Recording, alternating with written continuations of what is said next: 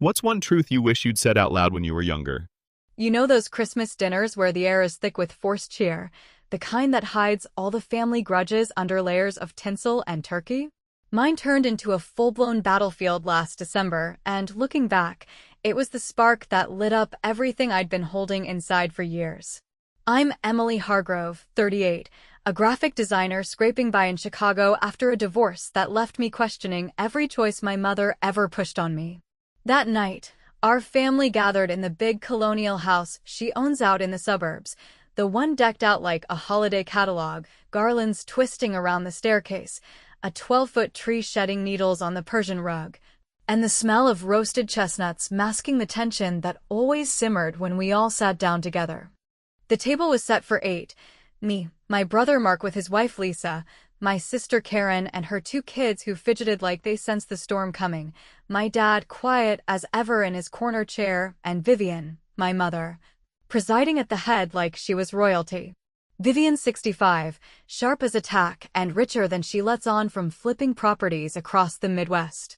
She's the one who built the family fortune, and she never lets us forget it, dangling the will like a carrot to keep us in line. Mark's the heir apparent, 42, and climbing the corporate ladder she paved for him. Karen's 35, the homemaker who married safe and pops out grandkids to keep Vivian happy. Me?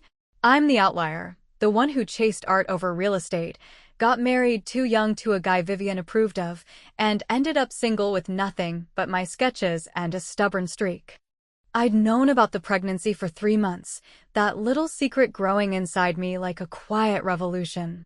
It wasn't planned, David, the guy from work who'd been a bright spot after the divorce, and I hadn't exactly mapped this out.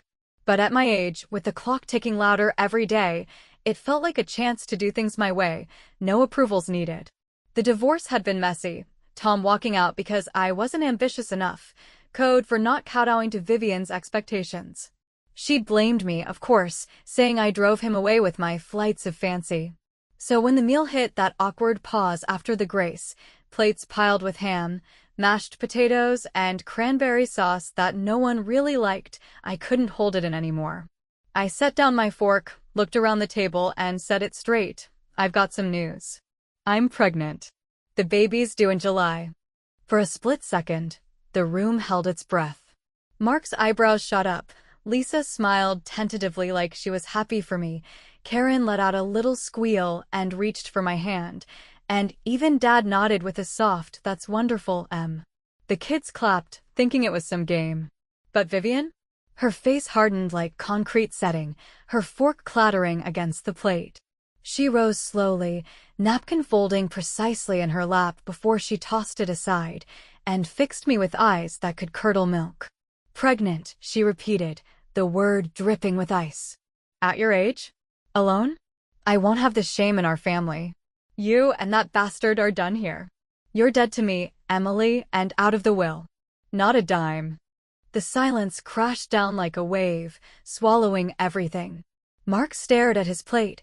Lisa whispered, "Oh God," under her breath.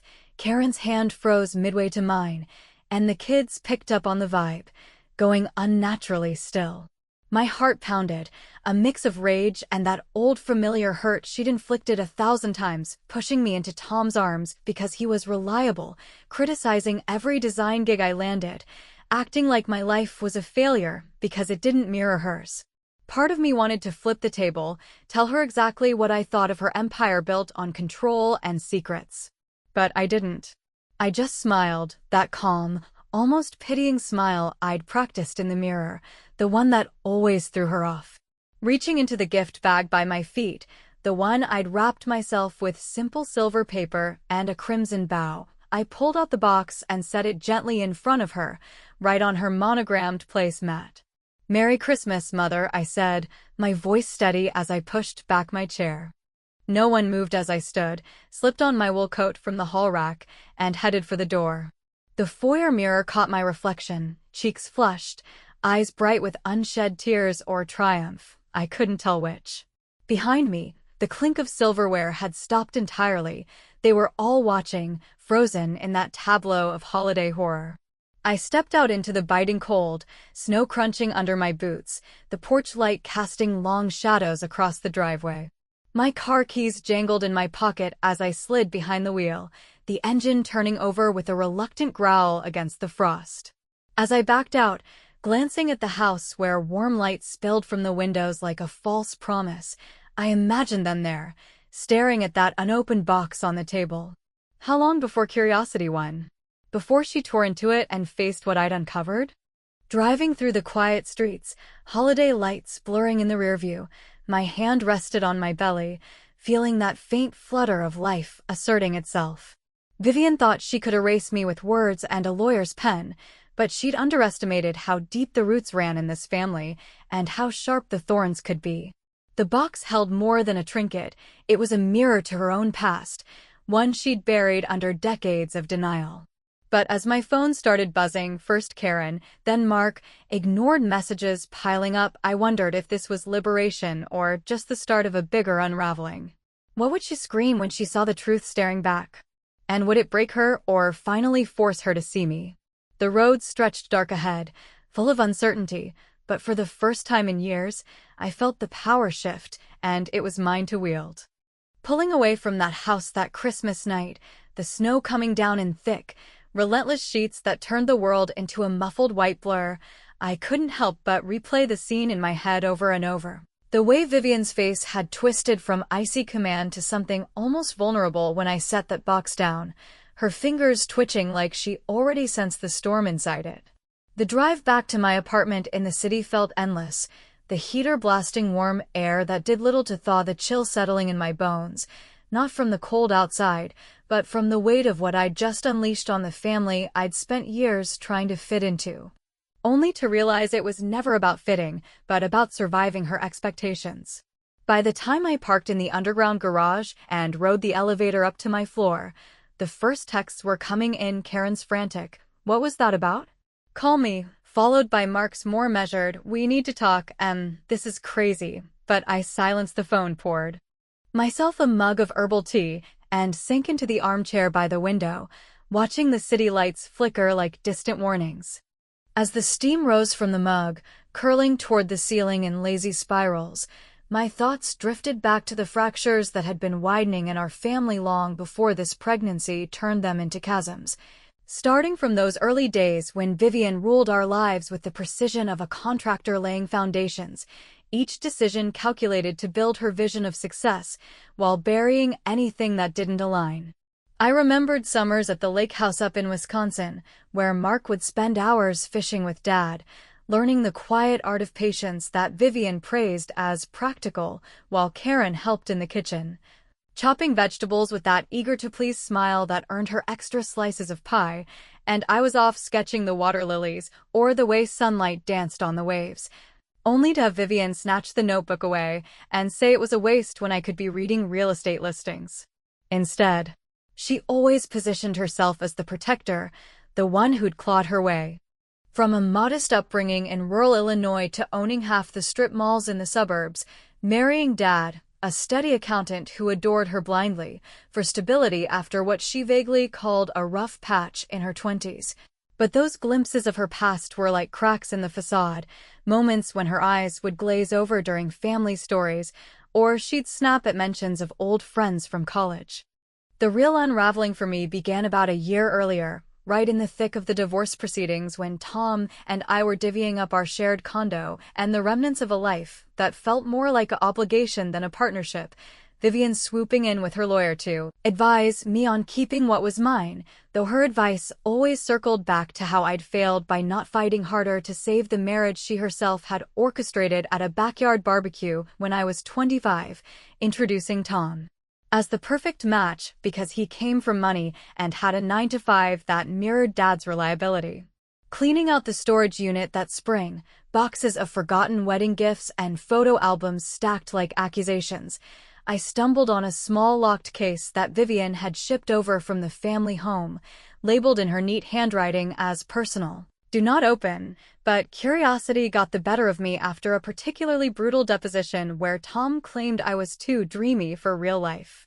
Inside, were yellowed envelopes tied with faded ribbon, a stack of Polaroids from the late 60s showing Vivian not as the poised matriarch, but as a free-spirited 20-something with long hair and bell-bottoms, her arm linked with a man who looked nothing like Dad, taller, with artistic hands and a mischievous grin, standing outside a little art gallery in Chicago, and in one shot, her hand resting protectively on a slight swell of belly that made my own stomach flip with recognition.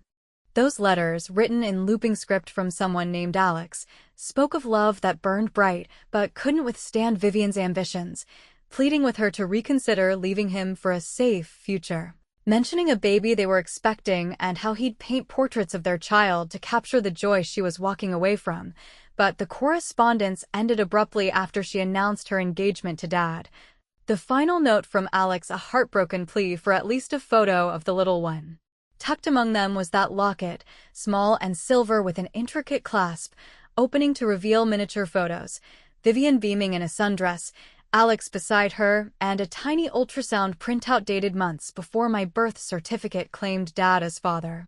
I'd sat there on the storage room floor, dust motes dancing in the fluorescent light, piecing it together, me, the product of a hidden affair, raised in a marriage built on convenience, which explained Vivian's constant push to mold me into something legitimate, her disdain for my design career echoing the life she'd abandoned with Alex, who I later learned had died young in a studio fire, his artwork scattered and forgotten.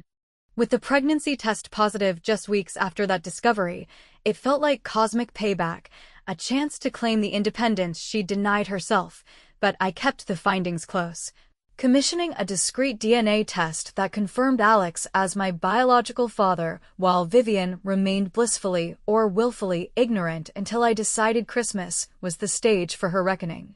The next morning, nursing a queasy stomach over toast and fruit, I crafted my small act of revenge, scanning one of those Polaroids, the one with the belly, and emailing it anonymously to Mark from a throwaway account, subject line, family ties that bind. Just enough to plant the seed of doubt without revealing my hand, imagining his face as he opened it at his desk, the implications sinking in like slow poison. It was a witty nudge, stirring the pot while I stayed above the fray, but as the day wore on with more calls going unanswered, the humor faded into unease, the city's hum outside my window a reminder that secrets have a way of echoing back louder than screams. Then, around dusk, as I was heating soup on the stove, the phone rang with Vivian's number, her voice breaking through before I could decide whether to answer, shrill and uncomposed in a way I'd never heard. "Emily, what in God's name was in that box? Get back here now, we're opening it, and it's everything I buried." The line crackled with her ragged breathing, a distant thud like something heavy hitting the floor, and, before I could respond, the call dropped, leaving me staring at the screen, heart racing with the realization that the scream I'd imagined had come true, pulling me right back into the chaos I'd started. What had she seen that broke through her armor so completely, and how much deeper would this drag us all before it ended? That dropped call from Vivian hung in the air like smoke from a fire she'd just set herself, the phone screen glowing dimly in my kitchen as the soup boiled over on the stove. Hissing a warning I barely registered while my mind raced through the possibilities of what exactly in that box had cracked her composure so thoroughly after all these years of ironclad control.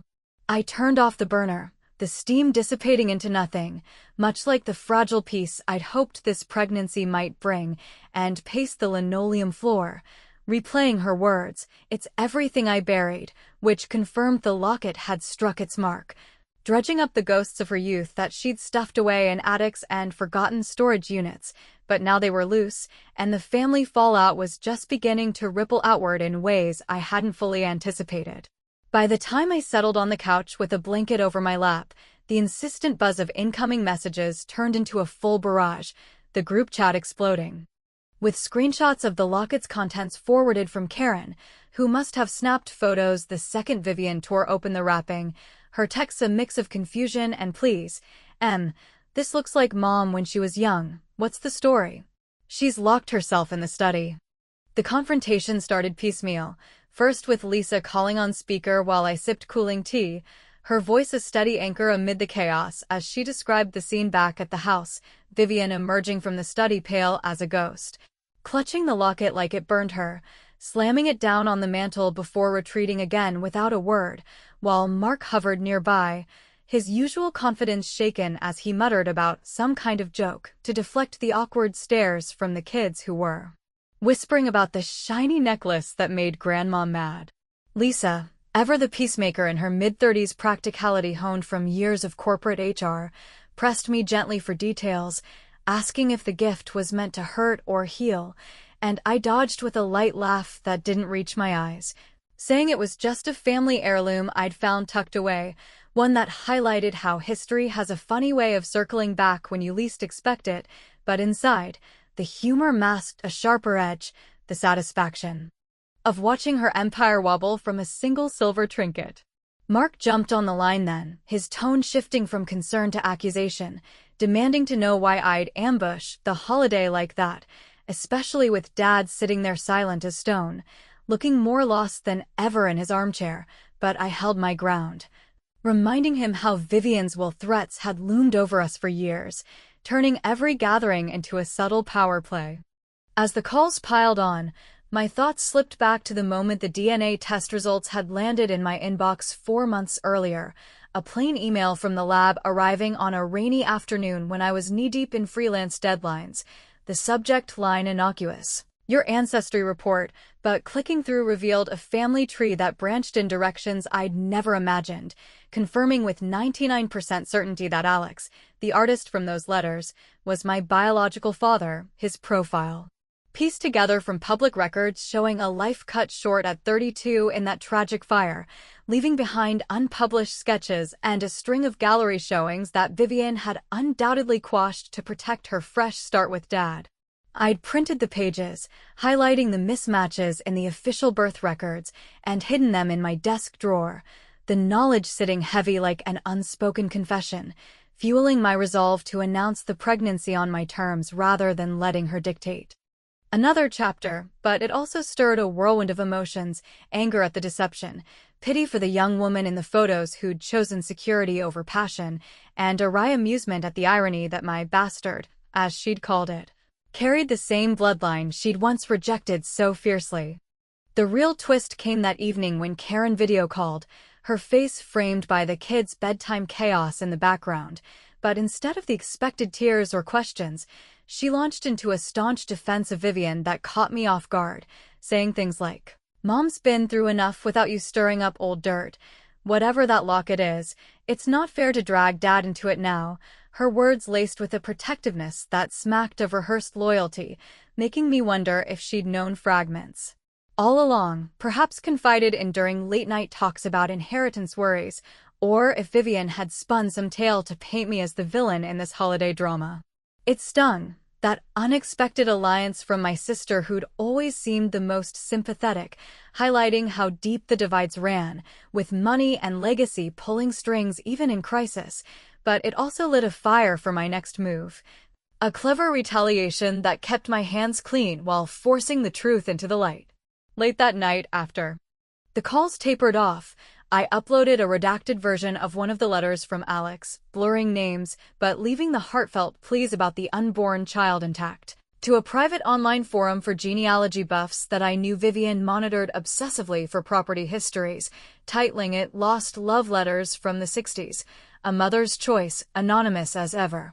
The post designed to go viral in niche circles and inevitably reach her radar through Karen's endless scrolling. By morning, the forum buzzed with replies speculating on the drama, and sure enough, the family chat reignited with Karen forwarding links, her messages frantic. "Is this you, Em? Mom saw it and she's unraveling, says we all need to meet tomorrow to sort this mess." The leak had worked its magic, a witty prod that amplified the uncertainty without direct confrontation, leaving Vivian scrambling to contain the narrative she'd controlled for decades. But as I read her incoming text demanding my presence at the house by noon, her words clipped and commanding, "We end this now, and don't bring your lies," a deeper chill settled in, especially when she added, "I know more about your baby's father than you think. Emily. David's not who he seems." David? How did she connect those dots so fast, and what hidden tie did she imply that could append everything I'd built post-divorce? The screen blurred as I set the phone down, the city waking outside my window to another gray day, the weight of impending revelations pressing like an invisible hand. Would this meeting expose her final secret or mine? And at what cost to the family threads already fraying beyond repair? That text from Vivian demanding the noon meeting landed like a gauntlet thrown down in the snow, her words sharp and unyielding even through the screen, pulling me from a restless night where dreams tangled the locket's silver gleam with the ultrasound images I'd hidden away, waking me to the gray light filtering through my blinds and the insistent nausea that reminded me this pregnancy was no dream, but a reality demanding I face her on her turf once more. I spent the morning preparing not just mentally but practically, digging out the folder from my desk drawer where I'd stashed copies of the legal documents my attorney had drawn up weeks after the DNA results. Pages thick with clauses about contested estates and hidden assets that could tie Vivian's real estate holdings back to the modest inheritance Alex might have left, though he died penniless, his only legacy the truth I'd weaponized into something resembling justice. David called around 10, his voice warm and concerned over the line as he asked if I needed him to come along, but I brushed it off with a joke about not wanting to drag him into the family circus just yet, though her hint about him not being who he seemed gnawed at me, making me question the easy trust we'd built over late-night sketches and shared takeout since the divorce. Driving back to the suburbs, the highway slick with melting ice and salted roads crunching under the tires, I rehearsed the confrontation in my head, the way I'd lay out the facts without apology, turning her accusations back on the hypocrisy she'd lived with for decades. But the closer I got to the house, the more the uncertainty crept in like fog off the lake, wondering if the showdown would mend the fractures or shatter them irreparably. Especially with the baby adding an innocent stake to the game. Pulling into the driveway, the colonial facade loomed as imposing as ever, holiday lights still twinkling mockingly from the eaves despite the post-Christmas gloom, and inside, the living room felt like a courtroom with Vivian enthroned on the leather sofa, the locket now dangling openly from her neck like a challenge, Mark pacing by the fireplace with a tumbler of bourbon in hand, Karen perched on the arm of Dad's chair twisting her rings anxiously, and Lisa off to the side mediating, with offers of coffee that no one touched. Vivian wasted no time, her eyes locking on mine the second I shrugged off my coat, voice steady, but edged with the tremor of suppressed fury as she waved the printed DNA report I'd included in the box, demanding to know how I dared invade her privacy with such fabrications. But I sat across from her, folder in lap, and countered calmly that privacy was a luxury she denied me by building our lives on half-truths, recounting how the attic discoveries had led me to the lab, the results, painting a picture of a family tree with branches she'd pruned ruthlessly to fit her narrative of flawless ascent. Mark interrupted then, his face flushed from the drink or the implications, accusing me of timing this perfectly to disrupt the will readings he'd been angling for, revealing in his defensiveness how he'd overheard Vivian and Dad arguing about old mistakes years ago during a high school graduation trip, a confession that twisted the knife further, showing even her golden boy had lived with the shadows she'd cast. As the argument escalated, voices overlapping in the stuffy air thick with the scent of pine needles and resentment, my mind flashed back to Vivian's youth pieced together from those letters and online archives I'd scoured late at night, imagining her at 22, vibrant and ambitious in a Chicago bursting with change, meeting Alex at an art opening where his bold canvases clashed with her practical dreams of flipping fixer-uppers into fortunes, their whirlwind romance leading to that unexpected pregnancy that forced choices no one her age should face alone, her decision to walk away from him and into Dad's arms, a calculated pivot that birthed me but erased the passion, explaining the cold undercurrents in her parenting. The way she'd steer me from art classes toward business electives, fearing I'd inherit not just his talent, but the instability she'd fled. Karen tried to interject with pleas for unity, mentioning how the kids were confused by the grandma's necklace drama, but Vivian shut her down sharply, pivoting to the inheritance as her ultimate leverage, pulling a fresh sheaf of papers from the side table and declaring she'd amend the will that afternoon to exclude me entirely, framing my pregnancy as the final straw in a lifetime of disappointments.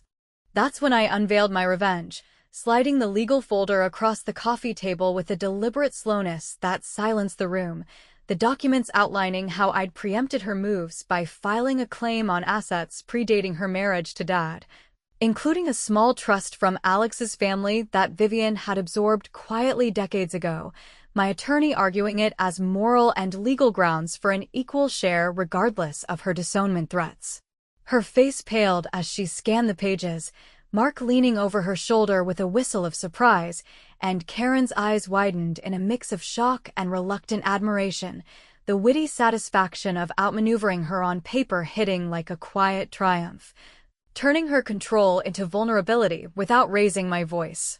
But Vivian recovered with a bitter laugh, leaning forward to whisper that this was child's play compared to what she knew about David, revealing the twist that he'd been more than a colleague. He was the son of her old business partner, a family friend she'd introduced at industry events long before my divorce, implying she'd nudged our paths together hoping to keep me tethered. But now with the baby, it complicated everything, making my choice seem less independent and more entangled in her web. The room spun with new accusations then, Mark demanding details on David I'd never shared, Karen fretting about scandals leaking to the neighbors, and Dad finally speaking up in his gravelly voice to say it was all too much. But Vivian held my gaze, her partial confession slipping out like a lure. Your real father wasn't just some artist, Emily. He left something behind that could change everything, but you'll have to drop this nonsense if you want to know. The ambiguity hung heavy, her words dangling the promise of deeper secrets about Alex or perhaps even my place in the will, leaving me torn between pressing for more and walking away with the legal high ground I'd secured.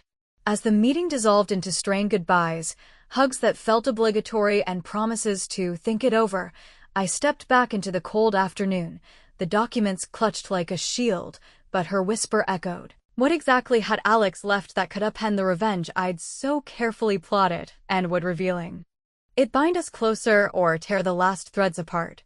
New Year's Eve crept in like an uninvited guest, the city streets below my apartment alive with distant cheers and fireworks popping against the winter sky. But inside, the weight of Vivian's partial confession from our last confrontation lingered heavier than the champagne corks I'd ignored, pulling me toward one final push to unravel the knots she'd tied around our family for so long.